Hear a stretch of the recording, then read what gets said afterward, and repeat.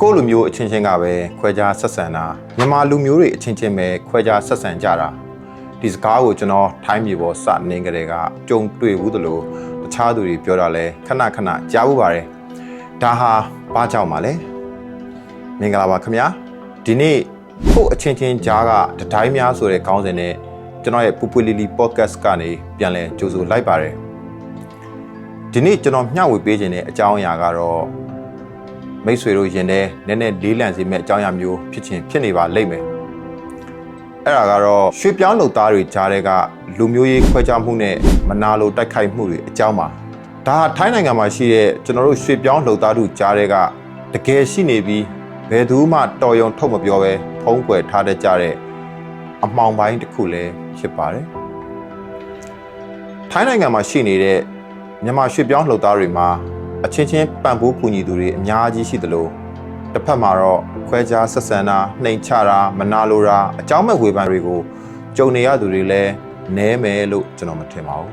ဒီလိုနာကျင်စရာကောင်းဆုံးအလုပ်တွေကိုလုပ်နေကြတာဟာအပြင်လူတွေမဟုတ်ပဲကိုယ့်အချင်းချင်းကပဲပြုမှုနေတာမို့လွန်စွာမှဝမ်းနည်းစရာကောင်းပါတယ်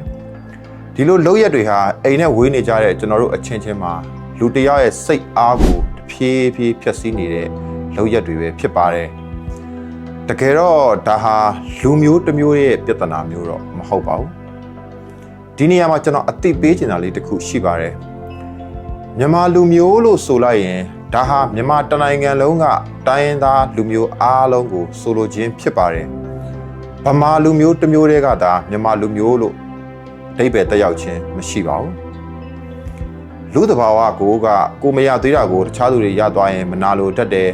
ကိုမလုံရဲတာကိုသူလုံနေတာမြင်ဝေဖန်ခြင်းနဲ့ကိုအဆင်ပြေနေရင်တော့တခြားသူတွေကိုကိုလိုအဆင်ပြေလာမှမလိုလားဘူးဆိုတဲ့တိတ်တိတ်တဲ့သဘောထားတွေကြောင့်ပါကျွန်တော်တို့အားလုံးဟာအမိမြေကိုစွန့်ခွာပြီးတိုင်းတစ်ပါးနိုင်ငံမှာရုန်းကန်လာရတဲ့အကြောင်းပြချက်ချင်းအတူတူပါပဲမိသားစုအဆင်ပြေဖို့ကိုဘဝလေးပုံမလုံးကြုံဖို့ဒီလောက်ပါပဲမိတ်ဆွေကလည်းမိတ်ဆွေမိသားစုအတွက်လို့ဆိုရင်ကျန်တဲ့သူတွေကလည်းသူတို့မိသားစုအတွက်ဒီနိုင်ငံမှာအသက်သွေးချွေးနဲ့ဒါရောက်ရုန်းကန်ကြသူတွေပါဒါပေမဲ့စိတ်မကောင်းတရားတစ်ခုကလုပ်ငန်းခွင်တချို့မှာကိုယ့်လူမျိုးမဟုတ်တဲ့တခြားတိုင်းသားတယောက်ရောက်လာပြီးဆိုရင်အကြောင်းပြချက်မရှိဘဲရန်လိုကြတာမနာလိုတာအုပ်စုဖွဲ့အနိုင်ကျင့်တာမျိုးတွေရှိနေတတ်ပါတယ်သူတို့တွေကလဲတယ်နေရာလုကျင်တာဆရာလုချင်တာဆိုတဲ့အစွဲတွေနဲ့တတိုင်းတွေချလိုက်ကြတာပါအသက်ရောက်လာတဲ့လူကအလုပ်ထဲမှာအမှားယွင်းလေးတစ်ခုလုပ်မိရင်အားပေးကူညီဖို့အထက်တွေ့လာငါပြောသားပဲအသုံးမကျဘူးဆိုပြီးဝိုင်းဝန်းတိုက်ခိုက်ဖို့ချောင်းနေတတ်ကြပါတယ်ကျွန်တော်တို့နည်းနည်းလောက်စဉ်းစားကြည့်အောင်ပါကျွန်တော်တို့ထိုင်းနိုင်ငံသားတွေခွဲခြားဆက်ဆံမှုကိုခံရရင်ရှင်ထဲမှာဘယ်လောက်ထိနာကျင်ရပါသလဲ။အော်ငါတို့ကရွှေပြောင်းလှုပ်သားမှုလို့နှိမ်တာပဲဆိုပြီး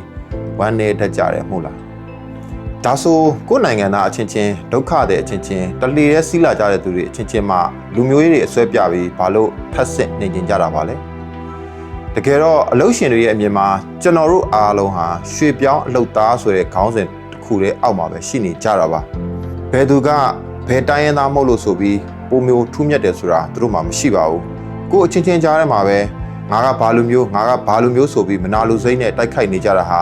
တကယ်တော့အိမ်ကျက်အချင်းချင်းအိုးမဲတုပ်ပြီးခုတ်ဖို့ကြိုးစားနေကြတာပါ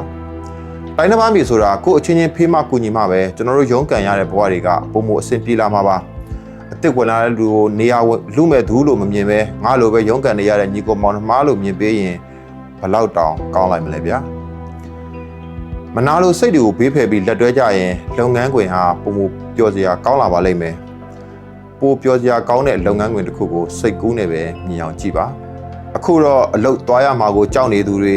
အလုပ်ထဲမှာအလုပ်မလုပ်ရပဲအရေးမပါတဲ့အကြောင်းမဲ့လူမျိုးရေးမုန်းတီးမှုတွေကိုနေ့စဉ်ရင်ဆိုင်နေရလို့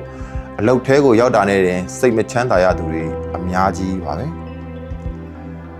ကိုအချင်းချင်းနှိမ်ချနေသူတွေကျွန်တော်တို့ဘယ်တော့မှတိုးတက်လာမှာမဟုတ်ဘူးဆိုတာတတိပြုမိစေချင်တာပါဒီဗီဒီယိုလေးမှာကျွန်တော်အနေနဲ့တောင်းဆိုချင်တာတစ်ခုရှိပါတယ်ဘလို့လူမျိုးတွေကဘလို့စိတ်ထားမျိုးရှိတာဆိုပြီးလူမျိုးတစ်မျိုးမျိုးရဲ့အမည်ကိုထည့်သွင်း၍ကွန်မန့်ရေးသားခြင်းမျိုးမပြုလုပ်ကြပါရန်အနုအညွတ်တောင်းဆိုအပ်ပါတယ်ဒီနေ့အတွက်တော့ဒီလောက်ပါပဲအားလုံးပဲလူမျိုးရေးအစွဲတွေကင်းပြီးဘေးကင်းလုံခြုံတဲ့နေ့ရက်တွေကိုပိုင်ဆိုင်နိုင်ကြပါစေလို့တောင်းဆိုပြုလိုက်ပါတယ်